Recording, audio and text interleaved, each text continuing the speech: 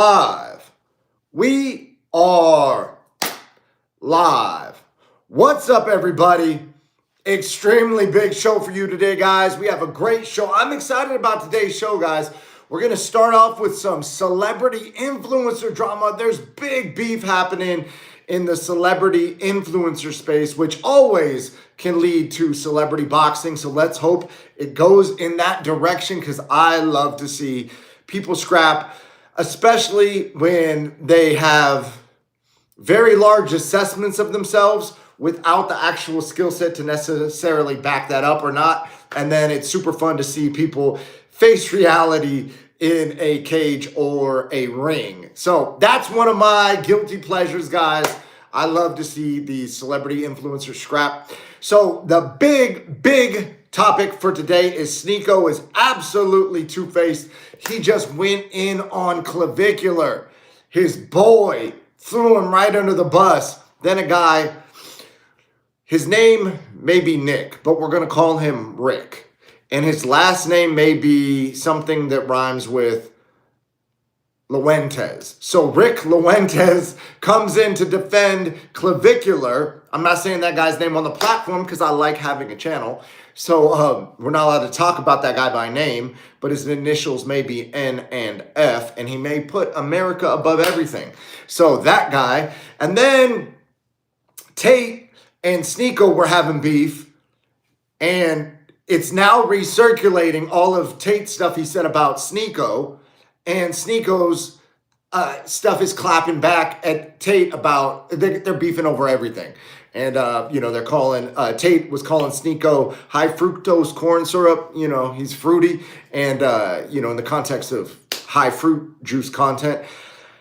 And, they were even talking about why people's apartments are so small. Man, they got really petty. So we're going to get into that. Speaking of celebrity influencers who are in the fight game, Jake Paul is teasing a big announcement tomorrow. There's some rumors one of my dear friends and former teammates may or may not be on the card, guys. So we're going to get into exactly who that is for the big Netflix card. I couldn't be happier for the guy. And that will be a big announcement. Plus, in other big fight news, Max is pushing via the media, via social media, for the Conor fight. He's saying that Conor doesn't want to fight Charles Oliveira, and Charles Oliveira will not be the BMF after that performance.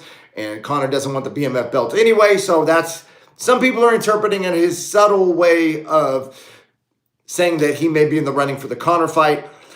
Dana allegedly leaked Ian Gary versus Conor. We got a big show for you guys. We're going to go through all the drama, through all the leaks, through all the rumors. We're going to get into it today. We have a very big show. As you can see, I'm back in the studio, and I just got done training at Extreme Couture with Felony Charles Bennett for his big bare knuckle fight in Hawaii for BKFC. Speaking of which, I should introduce myself because some of y'all are new here. My name is King David MMA. I'm a professional MMA champion, a Brazilian Jiu-Jitsu black belt, and I coach at Extreme Couture. With that being said, always check out Fight Circus, guys. Fight Circus, home of the freak show fights. You can DM me on Instagram, King David MMA, and I will get you the link to the shirts via the Fight Circus store. This one is banned at BKFC. This is the Felony Charles Bennett mugshot shirt with his Cash App. So if you guys want to support Felony, hit his Cash App. It's right there.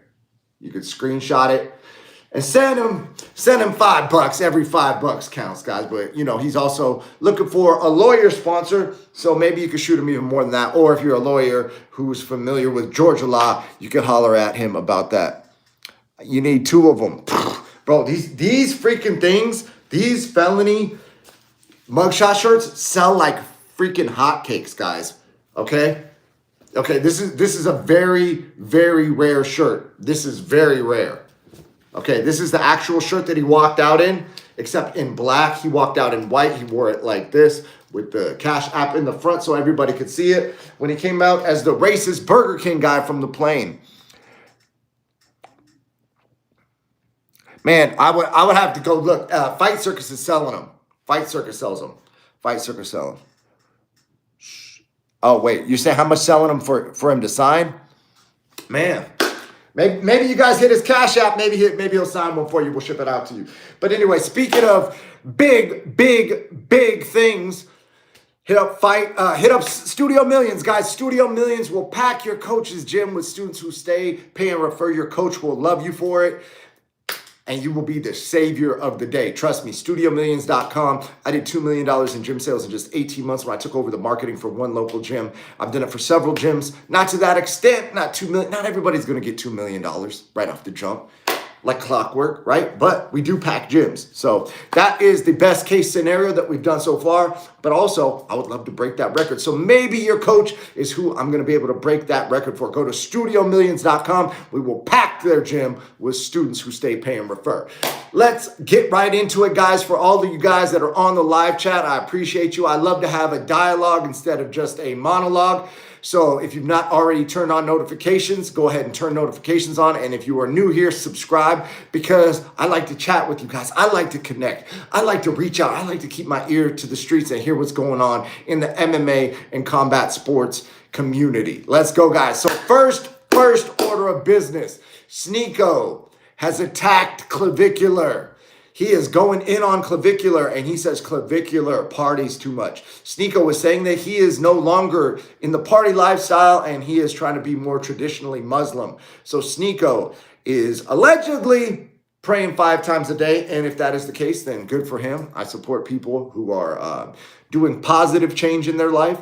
But at the same time, he's basically click farming, clickbaiting, aura farming off of Clavicular, who is going out in the club, who is basically mogging dudes who have girlfriends and then taking their chicks. He is going out, and Clavicular feels that he is showing essentially female nature, and that how hypergamy is real. And we're going to get deep into that subject, and I'm going to do an entire video on that subject, because in a lot of ways, this theory is in the direction of being right-ish, but it is not necessarily correct. And I say that as someone who is dating and I've never had issues with women in my life. So I have some insight on this. I'm talking, if you guys went back and looked at my dating history, I would be the dude where you're like, bro, what are you doing differently, right? Right now, my current girlfriend is actually, she's the best, most amazing person I've ever dated. And I say that having had awesome people in my life and amazing women around me. My sister is amazing. My other sister's amazing. I just have great women around me, and my current girlfriend is absolutely stellar. And so if I were to talk to CLAV and Nick and a lot of the male influencer space, I understand what they're doing. They are playing into people's insecurities, right? And like, hey, it's tough out there. These girls are this and that. But it's like, why are we even going in that direction, right? Why am I trying to turn an OnlyFans girl into a housewife? That doesn't make any sense. There's billions of women on the planet, right? Billions. You don't think there's any good girls out there? You don't think there's any like loyal girls who have like a moral value structure, right? That like are wholesome, who aren't destroyed. Like, come on, man. Come on, bro. Like that's so, it's so one-sided echo chamber reality that it's like, this is another hot take, guys. So if you guys subscribe and you notified, you already know. I'm not trying to be that like, I'm going to tell you what you want to hear. I'm going to tell you shit you don't like. No. That's not what I'm trying to do. I'm just trying to keep it as real as humanly possible based on my life experience, like things I've actually done, things I've actually experienced, people I've actually met, women who are in my life. And what they are doing is they are promoting a narrative that one gives people excuses as to why their dating life isn't where they want it to be. And then they are gaining audience on that. And then they are gaining a lot of monetization and money off that, right? So they're regurgitating back to the viewer what the viewer believes to be true. And then they are going to the thoughts in the club, the voids in the club, and then people are seeing the voids and they think that that's representative of all women. And this is the coldest part of it all, guys. This is the coldest part of it all. In a lot of ways, the problems that men have with women, men are to blame. And I know that take is not what the Manosphere wants to hear. We want to blame all women. That's what the male audience likes and eats up. But and as a group, people are allowed to believe that, right? You're allowed to believe women shouldn't vote. Maybe they should be in the kitchen. Whatever you want to believe, go believe that. But as an individual, believing that there are no good women out there is not the correct mindset for you to attract good women into your life. You have to believe in abundance, and you have to believe that there's amazing women out there. You have to believe that you're an amazing dude. And if you don't feel that way, then go stack up things in your life that would make you amazing to yourself. And then that will radiate out of you, and women will find that very, very attractive. So I saw the dude, Nick, whose full name we're not gonna say, but we can call him Rick Luentes, and he was going on a rant. And this dude's a virgin, by the way, so he shouldn't be speaking about women. And he was going on a rant. There's if you want to get crazy, in-depth political chess move takes, that guy is like a historian. And his take is very different than what society would say is politically correct and what the history books in a lot of ways reflect. He's got a lot of context around it.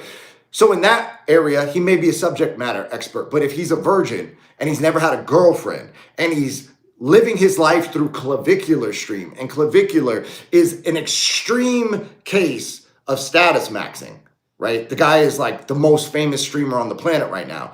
And if you take the behavior of women who are out having fun, drinking at a nightclub, college party girls, and then you extrapolate that to all women, that's bro, that is so destructive to men. And if any dude is in that lane thinking that that's what it is, oh, these women are bad. It's how are you going to attract great women if you think women are horrible, right? And you go, but those women did that, bro. But why are we focusing on them, man?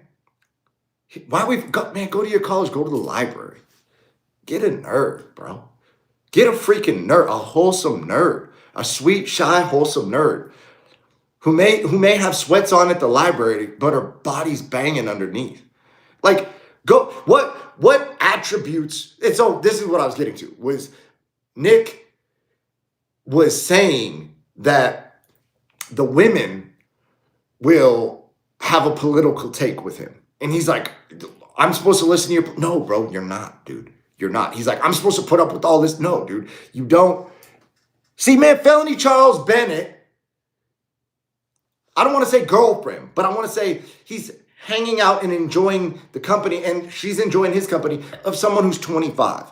Felony Charles Bennett, in some interviews, Felony says he's 50. I don't know his exact age, guys, but he's in that age range. And how is he able to do that, right? Well, he's got a cool life. He travels around the world doing martial arts. He is very in his own lane, in his own masculine energy, where he has his own views on things. And so, for instance, let's say Felony and I are talking. He may see some subject matter very differently than me, and I may see it very differently than him, but we have our own moral code and moral structure that we're adhering to. So as individuals, whatever our, let's call it, archetype is, I'm a bald-headed white dude with a little bit of, lineup. Felony's a black dude with braids and a beard and gold teeth, right? So we're not going to attract the same women physically. But he's in his lane masculinely. I'm in my lane masculinely. And then having met through happenstance, we realize we have similar results in dating, which is crazy, right?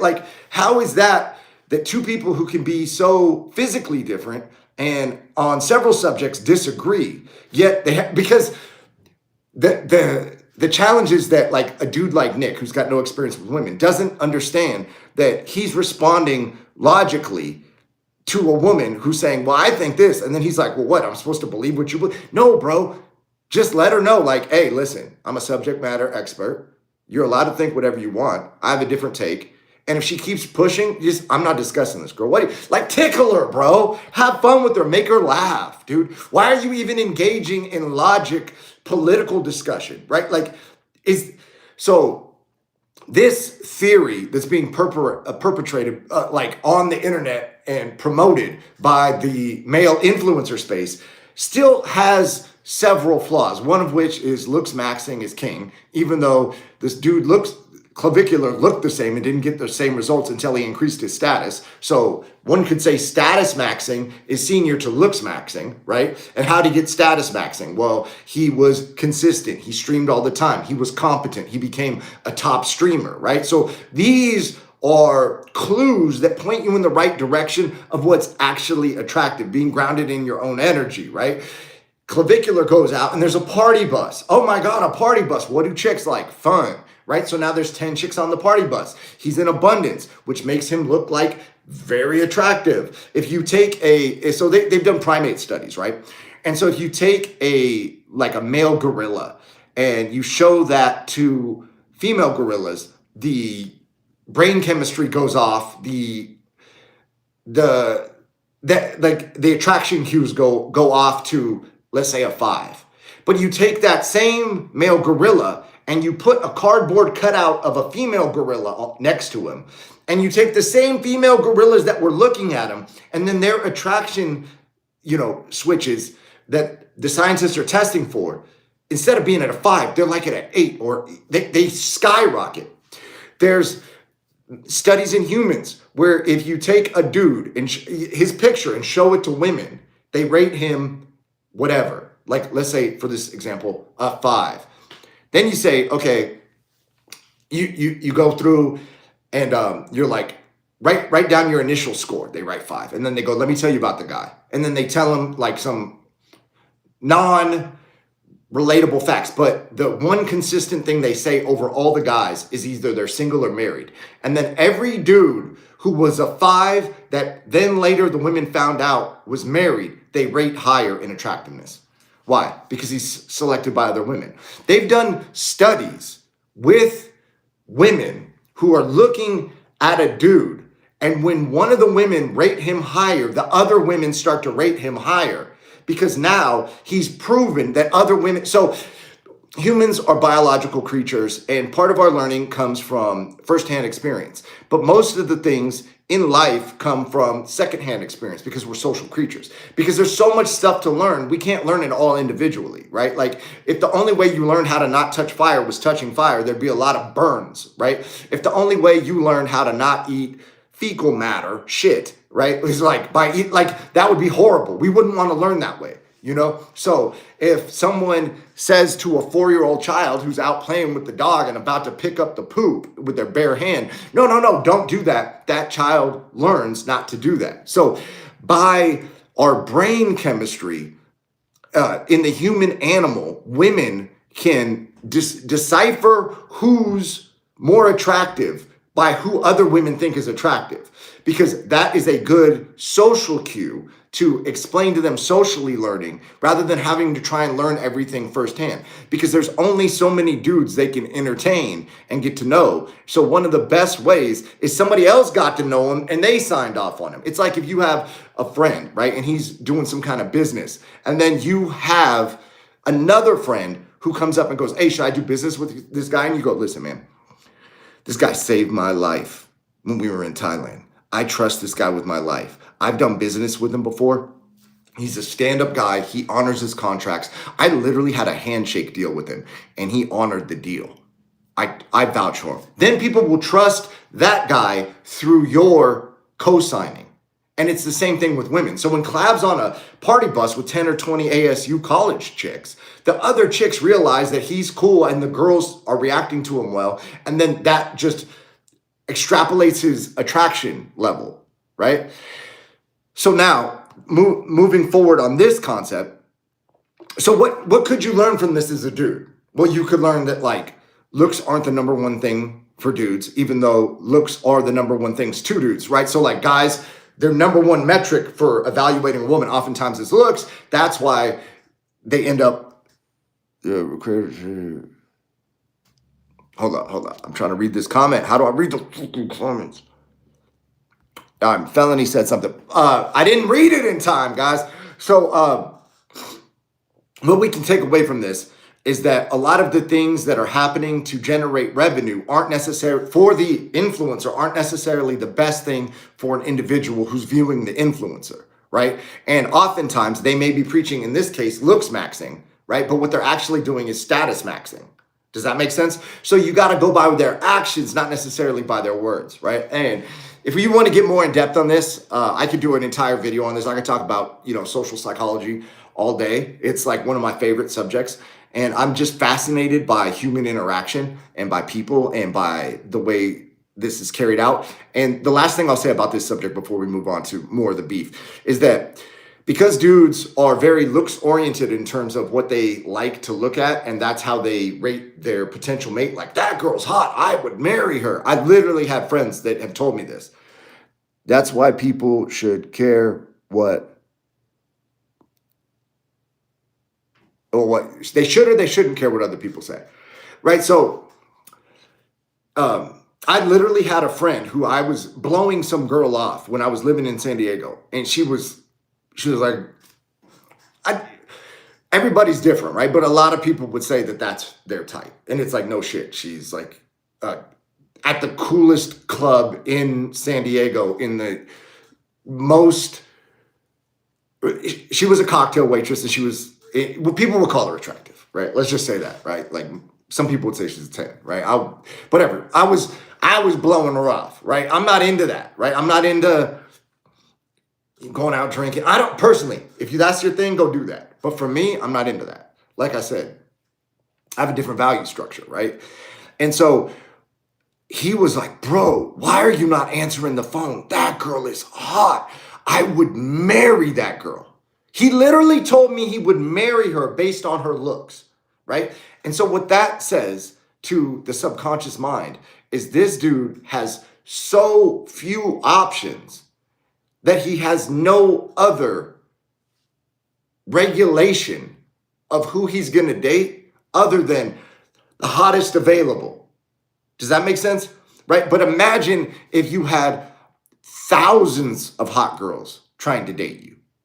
Well, then you would start going by other criteria. Well, what do I actually like as a man? What am I into? What are my hobbies? How much of my free time would I actually want to spend with a woman? Would I want her to have the exact same hobbies as me?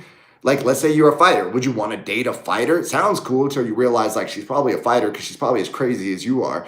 You know what I mean? And you probably are very similar, and you probably both don't back down. And anytime you get into some kind of disagreement, she's not like flowering into your male leadership. She's probably hopping into her masculine, which is why she fights anyways, because and then you could start to have different criteria. And so for me, I have a very set criteria that my current girlfriend is like literally the perfect person for me, if that makes any sense. But what I'm saying about these influencers is that they're going out showing guys who don't have a lot of chicks. Look at all these chicks, look at how they behave. And then the dudes at home are going, that girl's hot, I'd marry her, right? But because they don't have enough chicks, they don't have any other metrics by which they're filtering the women they want in their life, right? So then they're seeing CLAV go out and meet some girl who's got an OnlyFans link, right? And she's a party girl at a sorority, right? She's probably been ran through by the whole frat house, And then people are going, see, that girl, I would have married her, and she's a, whatever, ran through Floyd. And it's like, bro, but that's because the filter level of the dude, the viewer, isn't high enough. So we need to get the filter level up, right? And this is a nuanced conversation, and it's beyond the one step, that's good or that's bad, right? And then you need some nuance, right? And the general public doesn't necessarily always want nuance. So it's, dude, looks matter, bro. Looks matter, bro. The reason, dude, if you got hotter, you like hot chicks, right? Yeah, what's important to you? Hotness. Same with girls, bro. And it's exactly not the same with girls. Now, is there a subset of the female population, probably 5 to 15%, that will like an extremely attractive model, dude? A lot of the girls, listen, man, I used to go out. I used to have a friend, he's like a male model.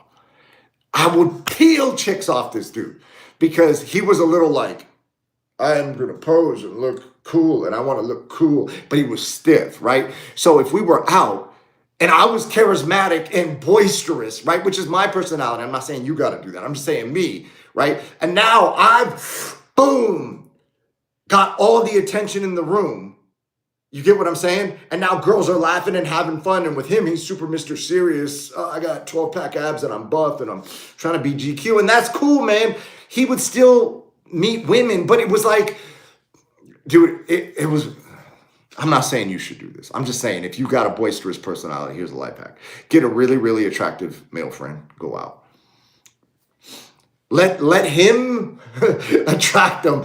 And then when the women bomb goes off, you just get hit with all the shrapnel, right? Like, that's a method, okay? We're not gonna get into dating methods on here, right? I'm saying go figure out what you like in life, be an attractive man to that type of person, and not specifically to them, because that's actually the person you are and you wanna be. Like, I love martial arts.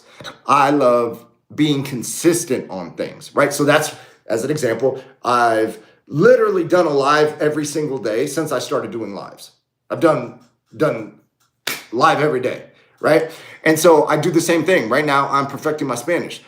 I have a 100-day streak on Duolingo. I started Duolingo 100 days ago, off the jump 100-day streak, right? Felony literally moved into my house to train for his BKFC fight because he saw, what's this dude doing? And then he saw how, like, I literally go to the gym.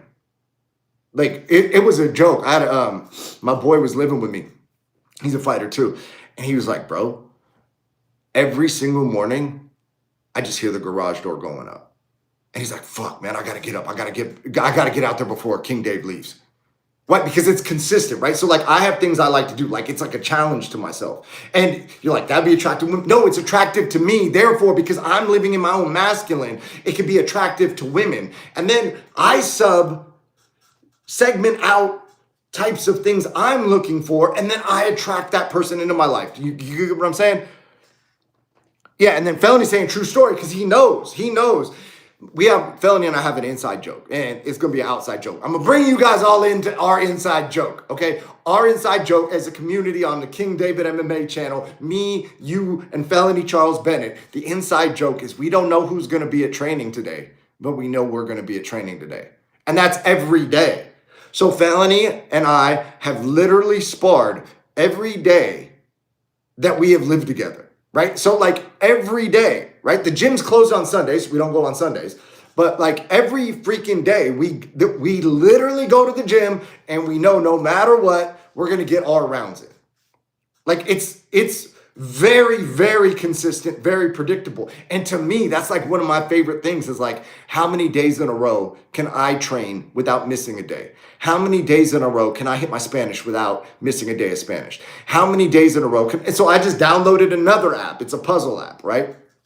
Daily puzzles, right? Because I want to keep my brain sharp. I like to do puzzles. It's nerdy, right? It's nerdy, right? And I'm okay with saying that. And you're like, man, I wouldn't ever say that. That would be, no, but like, you got to be comfortable in your own skin, right? And obviously do whatever you want, right? This is just how I operate. I like to be comfortable in my own skin. I don't even think it's an issue. I'm like, dude, I got so much good stuff in my life.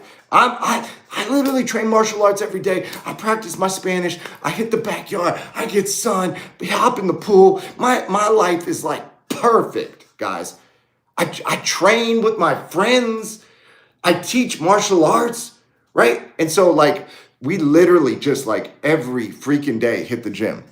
Like Wednesday when we didn't want to go. Well, yeah, we still went to the gym. Didn't want to go. Felony and I were literally in the car going like, hey, I absolutely don't want to go train right now. So I'm going to go train. He's like, bro, me too. You know what I mean? And so it was either I said that on Thursday and he felt that way on Wednesday, or I said that on Wednesday and he had felt that on Tuesday, right? And it's like every freaking day, guys. And so I visualized myself not feeling, I'm like, fuck, man, I'm sore. I don't want to get up. Couch is comfortable. The show on the TV's funny, right? You know what I mean? Maybe Felony put on some South Park and it's a funny episode and we don't want to get up, but we're going to get up because we train every freaking day, right? And so that's just my rant on that subject. Let's get back into the beef, guys.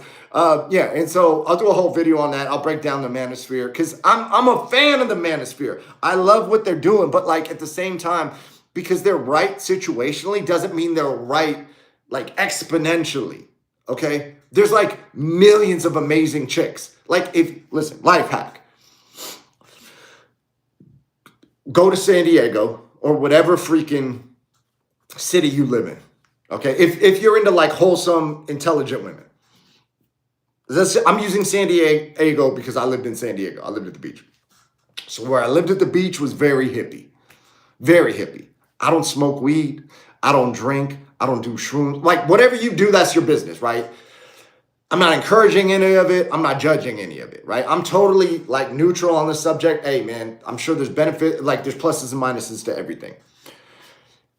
But I didn't like that energy in my personal life. I could go out, have fun, joke around with people, you know, do handstands on the beach, right? Chicks handing out flowers. Oh, thank you. Oh, blah, blah, blah. Like play around, you know. But in San Diego, there's also SDSU, which is like one of the top medical schools in the country. Okay. So hypothetically speaking, if you wanted to meet a really, really attractive, super intelligent chick, there's a Whole Foods right next. And so like, I only eat organic. I eat all natural, right? Like I have a lane. I'm very comfortable in my lane. And then hypothetically speaking, if I wanted to be like in a place where I could like spark up a casual conversation with somebody and see if our energies are a good fit to like hang out and get to know each other as friends or potentially more, there's a Whole Foods, right? Like full of, you know, attractive medical student chicks. Like you get what I'm saying?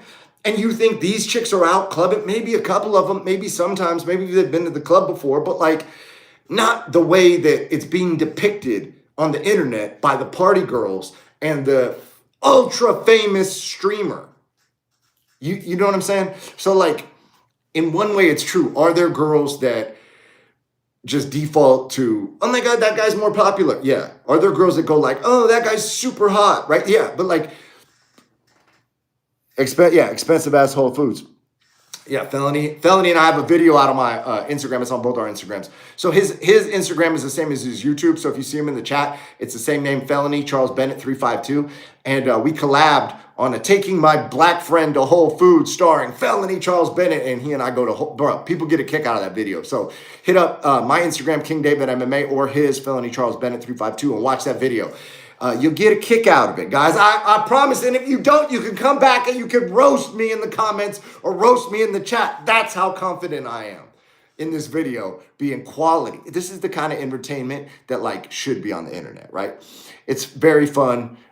Some people would say it's even wholesome, guys. Okay, wholesome ass adventure at Whole Foods. And Felony is not a fan of the prices at Whole Foods. And listen, man, the whole thing has a happy ending. We bounce out, Felony gets something. Just go watch it.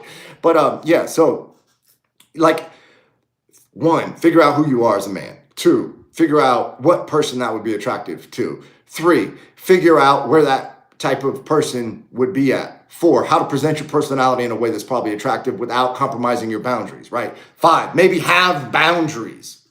Crazy, right? And then realize like for most dudes, you only need like one super hot, ultra dime piece genius who's totally into you and who you're perfect for, because your exact avatar, like your exact personality, your exact persona, your essence as a man is exactly what she's looking for.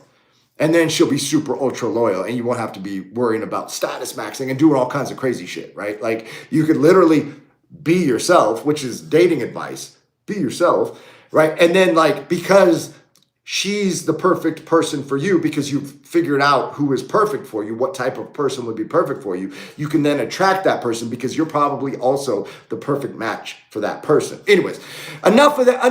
Enough dating advice with Uncle Dave. You know what I'm saying? We'll get right into it. So anyways, so that's what's going on. The guy, Nick, whose last name we won't mention, he was defending clavicular and saying clavicular is exposing women. Tate is saying that clavicular is exposing women, female nature, you know, and Tate has a hot take on it, which is just kind of crazy because Tate is ultra famous rich.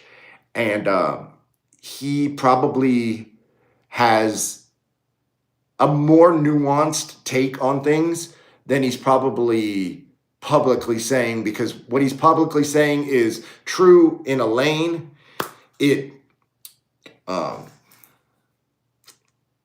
it pushes away those types of women and it attracts the other type of women. So by him throwing party girls under the bus and saying this is all women, it's probably attracting to him a lot of women. No, I'm different. No, I'm different. No, I'm different. And then he's in charge of the frame and he can then filter who he wants to spend time with. So just like I was saying before, now don't necessarily listen to what they say, peep what they do, and then reverse engineer. Like, why would he say that? What would happen if he said that publicly? I bet a bunch of girls would get mad. Well, he probably doesn't want the girls that would get mad at that statement anyway. He probably wants the girls that would agree with that statement. And by filtering them out with this public statement, he's doing two things. He's increasing his reach to his target audience, males, age whatever, 18 to 35. And then two, he's also filtering out women who he would not like and women who he would like because he is in such abundance being an international celebrity that he probably has several filters that they have to go through. He was also clowning SNEAKO on SNEAKO's apartment, and SNEAKO fired back. And these clips are a little old, but they're recirculating because Tate and SNEAKO have been beefing as of late over Tate saying that he can't say everything that he believes publicly anymore because he's too famous. And then SNEAKO is saying that Tate bends the knee to the powers that be. And I don't know who those powers that be are, guys. I'm not saying anything. I don't know what that even means. But SNEAKO has a take on it. I don't necessarily believe SNEAKO understands the full story as to what's actually happening. But on the surface level, that can appear right to a lot of people. And in the same way that there's nuances where women can be status oriented in one aspect, but that's not a statement on all women, is similar to how there might be people of one persuasion who control a lot of things in the world, but that's not indicative of all of that group of people, if that makes any sense. Anyways, Tate was clowning SNEAKO's apartment. SNEAKO fired back and says, I got 2 apartments, bro. He's got 2 apartments, which, hey, good for SNEAKO, man. I guess starting beef with whatever influencer is popular is paying him enough to get 2 apartments and, exposing the matrix and unpopular truths and, popular but politically incorrect things is Tate's way of operating. And I feel like I'm personally much more in alignment with Tate's messaging than SNEAKO's. And, yeah, man, that's why I want to see them box. And I hope Tate KOs SNEAKO flat. That's my hot take on that subject, guys. I would love to see those 2 box in Misfits Boxing. Speaking of celebrity martial arts events, celebrity combat, Jake Paul says he's got a big announcement tomorrow. And I don't know if this is public knowledge or not, but there's a rumor that my former training partner and friend Kenny Cross is going to be on the Netflix show. Kenny was one of the dudes who was on The Ultimate Fighter when Conor came in and brought his guys in, and they kicked off some people who were already on the show. So if you remember that controversy where Conor came in and brought his own people and said that some people had to go, Kenny was one of the people who got cut because of, let's say, Conor McGregor. And so now he is in direct competition with the UFC. If in fact the Netflix rumor is true, he is fighting one of the, I believe it's KSW's top guys, like a 20-2 guy. And that would be a banger ass fight. The reason I haven't talked to Kenny, I haven't reached out to him. I'm going to reach out to him after I get off this live and, just holler at him and congratulate him if it is true. But they said the fight's at 145 and Kenny typically fights at 155. So that was the one thing I was looking at. Like, I don't know if this rumor's true, but Jake Paul says he's going to announce the whole card tomorrow. I hope my boy Kenny's on it. I'm excited for that. And, dude, we need to get a petition going to get Felony on the freaking card, guys. And, so Jake has some big announcements. I can confirm that Nick Diaz will not be on the card. I was hoping it would be Nate and Nick on the same card. Nick Diaz will not be on the card. I have someone who is very close to Nick Diaz, and Nick and I have hung out a couple times, and Nick is closer to Felony than me and Nick are. But, so we have a very, very powerful mutual friend in the martial arts industry. His name is Doc Octagon. He essentially bashes MMA busters on Twitter, and Doc Ock is in the know, and he said that that Nick will not be fighting on the Misfits card. So I was hoping that Nick was out of his UFC contract and that Nick and Nate, brothers back in action, would be on the same card. But maybe we're going to get it on a future card. Maybe it might be in the UFC, it might be in another promotion, but that would be. Can you imagine the Diaz bros on the same freaking card, man? How cool would that be? I would love to see a card like a honoring our legends card, like Nick Diaz, Nate Diaz, Felony Charles Bennett. You know what I mean? Like all on the same card. Like, let's right the wrongs of MMA history. Let's give the guys who built the freaking sport the platform. I'd like to see Rampage Jackson on the card. I'd love to see Rampage Jackson. You guys want a hot take? Rampage Jackson versus Jake Paul in MMA. Jake Paul keeps calling people out in boxing and MMA. Man, fight Rampage, bro. Let's run it. Like, I would love to see that. And if Jake didn't want to scrap Rampage in MMA, which I would highly advise Jake probably shouldn't take that fight in MMA. That's a very, very dangerous fight, and he will probably get hospitalized again. But he's not even cleared from his jaw. So this fight can't happen on this card. But, man, can you imagine? They might even box, man. What if there's a hybrid card? Rampage versus Jake Paul is the headliner. Boxing. You know? Who could we get? Felony Charles Bennett versus Vanderlei Silva. Boxing. Bare knuckle boxing is the co-main event. You know, like, how crazy can we get, guys? Nick Diaz, Nate Diaz, all on the same card. Like, let's run it up, you know? So I'm excited that there's competition in MMA right now. I'm hopeful for this Netflix thing. I absolutely hope that the fighter pay improves in the UFC. And I would like to say that the public can come together, and the number we should be looking for is that UFC fighters get paid if they fight, let's say 4 times in a year or 3 times in a year. They get a minimum that's higher than what a WNBA player gets for sitting on the bench. Can we agree on that, guys? Can we agree that a dude who fights in a cage against one of the best guys in the world, puts life and limb on the line, risks it all, gets hit in sparring, takes damage in sparring, injuries, getting hit in the head, all kinds of stuff. His entire life is dedicated to this. Can we get the guys on the undercard who fight 3 times a year to make more than the WNBA bench warmers? I think that's a good goal. I think that's reasonable. That's fair, right? I'm like the biggest Dana supporter on the planet. People say I'm glazing the guy. I think that Dana is a genius. He must know something I don't know about fighter pay or something. I don't have all the information, but as an outside observer who's not in the back rooms at the UFC business meetings, can we at least get the guys to 300K, 400K, right? Like, that way it would be kind of cool. Like, dude, I just got signed to UFC. My life freaking changed. You know, like, people could say that and, like, actually mean it. That's, like, more than an NBA, like a WNBA bench warmer. More than and the WNBA chicks think they deserve more for sitting on the bench and not generating ratings. Like, and they're getting paid 300 bands or something crazy like that. Anyways, which I don't think 300 bands a year is a crazy number. I think it's in relation to the 12 and 12 that someone would start in the UFC at, which is 12,000 to fight, 12,000 to win. It's crazy to me that is so much higher than what someone in the UFC would make. And I believe that if you were to look at 3 fights in the UFC, they made 12 and 12 and they made 15 and 15 or whatever the pay scale is, 14 and 14, 16 and 16, that they're going to make about, 80K, 90K that year. Well, yeah, bro, but they got to pay out. That's if they win all their fights. Like, maybe $250,000 if you go 0-3 and you're out of the UFC and you take hits to the head and you could like bounce with $250,000. You can make some moves with $250,000. I'm not saying you could live the rest of your life on it unless you move to like a third world country, right? Which is also a viable option for a lot of guys. Just move to Thailand and train all day. Maybe get a job teaching, pay your little bills. Food's dirt cheap over there. Food is delicious, beautiful beaches, and you got 200K, sitting in the bank. That would be pretty dope, right? Like a dope ending to a lot of guys' stories. So I would like to see that. I'm not saying that you got to pay John Jones $100 million to fight the guy that he picks that he wants to fight because he doesn't want to fight the other guy. I'm not saying do that. I'm just saying for maybe the bottom tier guys, at least like have them able to live like a cool little life.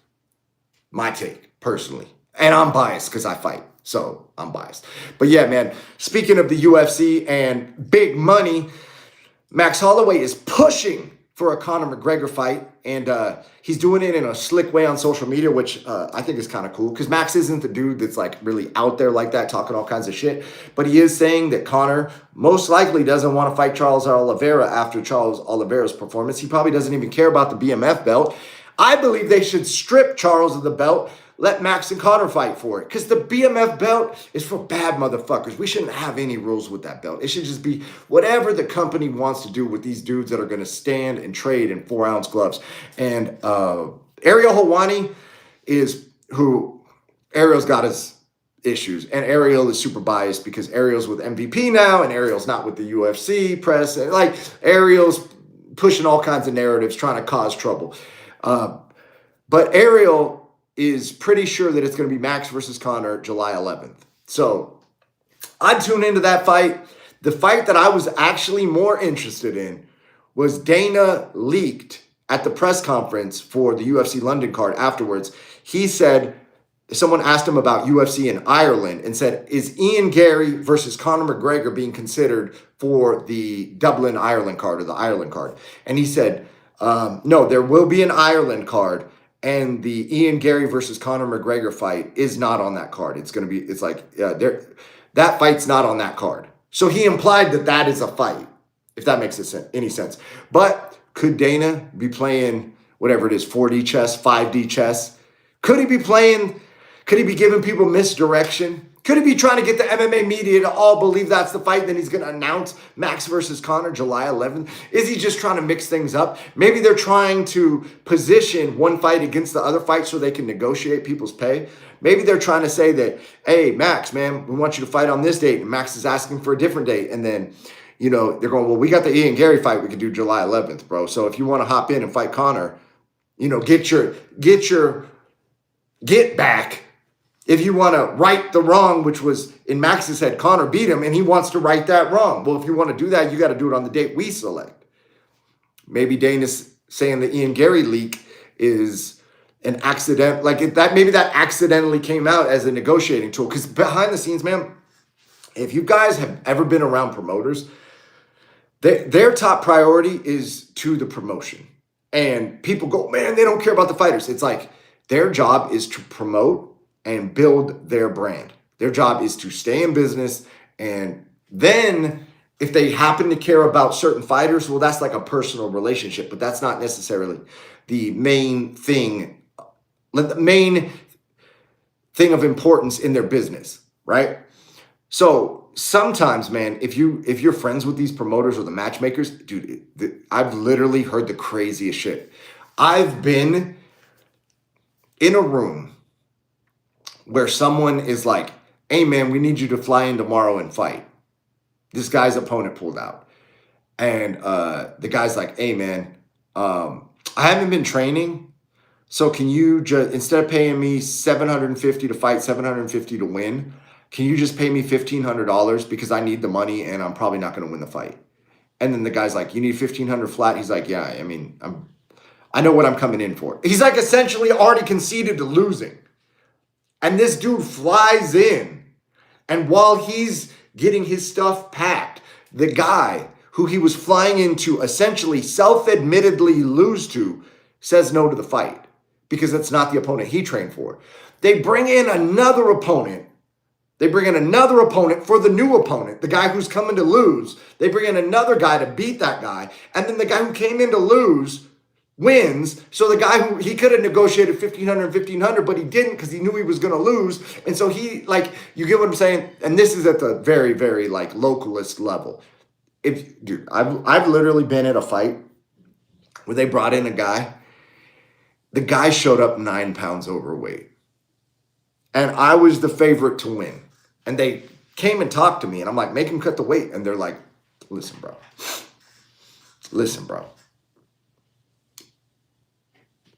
He's not going to make weight. You need to just accept the fight. And I'm like, in my head, I'm like taking the dude very seriously. And they're like, listen. And this wasn't the promoter that said this to me. But like my manager pulled me aside and was like, do not worry about this weight. And in my head, I'm like, what kind of non-professional ass bullshit is this? I'm over here starving and fucking dehydrated. And they're like, hey, that's all good. Go rehydrate. Guy's going to miss weight by 9 pounds. Fight him anyway. KO him.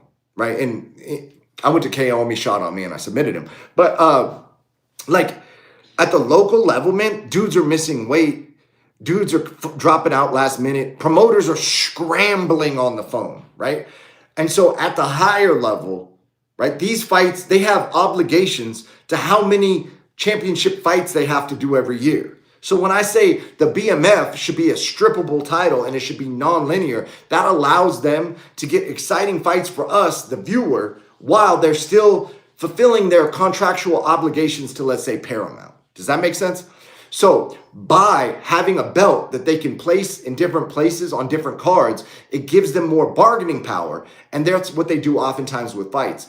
Hey, we want you to fight Tom Aspinall. Okay, well, we'll give you Alex Pereira, but we're not going to pay you the $30 million you want for Tom. It's 15 for Alex Pereira.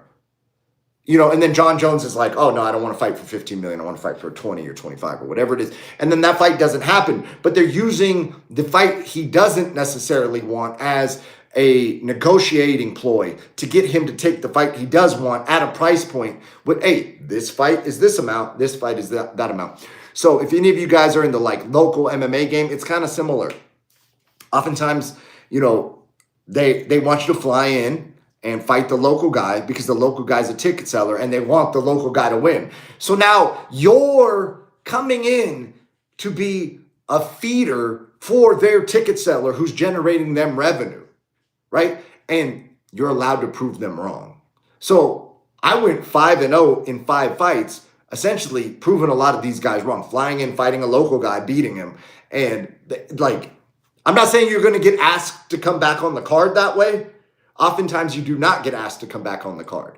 But that is one way of getting fights is if you feel your skill set matches up with their local ticket seller and their ticket seller has a good record and is like a local scary tough, that's the bad dude from whatever city, whatever town.